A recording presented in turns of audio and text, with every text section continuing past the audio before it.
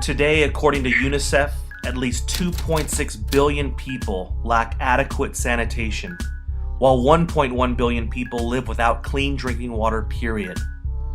Water is the key component in all of our daily lives, no matter where we live. Not only for human use, but for energy, industry, agriculture, and livestock. Now, if you look at the Earth, you will notice that over 75% of our blue planet is water. The problem is, only 3% of that water is fresh water.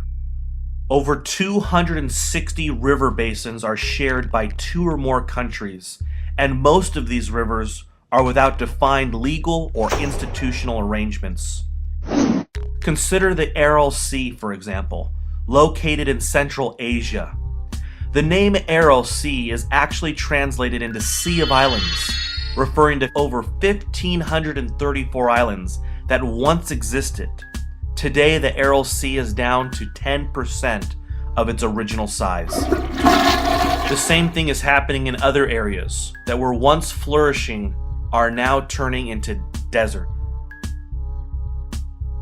A report titled "Avoiding Water Wars: Water Scarcity and Central Asia's Growing Importance for Stability in Afghanistan and Pakistan" was recently done by the Senate Foreign Relations Committee. In it, it focused on rising water tensions that could destabilize Central and South Asia. The implications of a water shortage has already caused aggravated demand for agriculture and power generation, according to the report. Water, without a doubt, is going to be a huge issue, along with oil, throughout this century.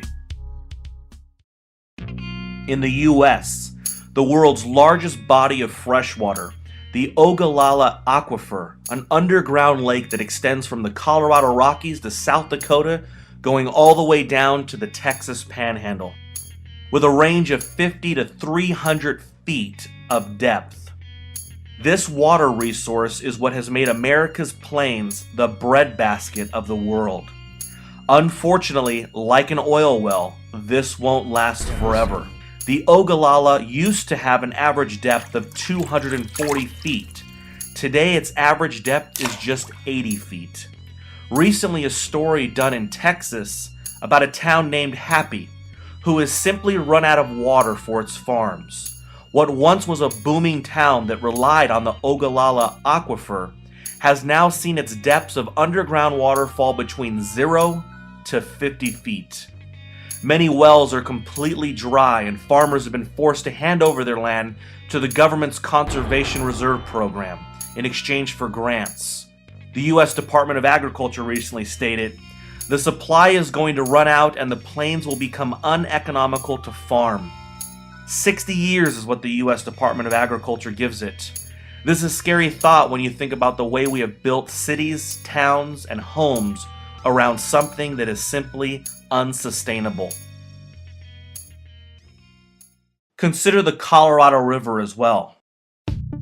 A river that used to run into the Pacific, not anymore. By the time the water fills the pools of Vegas and irrigates and provides drinking water throughout the West, not a drop of water makes it into the ocean. Of course, we can't help but comment on how it is government who essentially planned people to live in the middle of nowhere, to live in deserts.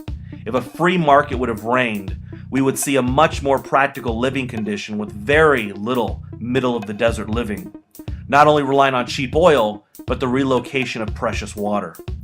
While researching the water crisis, FutureMoneyTrends.com came across studies about how in some places in Africa, so much water has been pulled out of the ecosystem in order to bottle it and send it around the world, some towns have become deserts. As the world population grows, the water crisis will become front-page news. According to the consulting company McKinsey & Company, by 2030, global water demand will be 40% greater than today's accessible, reliable, environmentally sustainable supply. FutureMoneyTrends.com members should have no doubt that this is 100% tied into agriculture and rising food price inflation. 71% of global water withdrawals today go to irrigating our food. The US government has screwed us with subsidies that are handed out to farmers who plant in areas that need an excessive amount of water. Subsidies are also handed out in misguided attempts to turn food into fuel, something that in our opinion is not only driving food costs up, but is wasting precious water resources. Like oil, it takes water for many goods. A cotton t-shirt, 400 gallons. Denim jeans, 1,800 gallons. A car, 39,000 gallons. A board of lumber, 5.4 gallons. A barrel of beer, 1,500 gallons. Gallon of paint, 12 gallons. 1 ton of steel, 62,000 gallons. A piece of paper, 2.6 gallons. Consider how much water it takes to grow our food, feed our animals, and ourselves.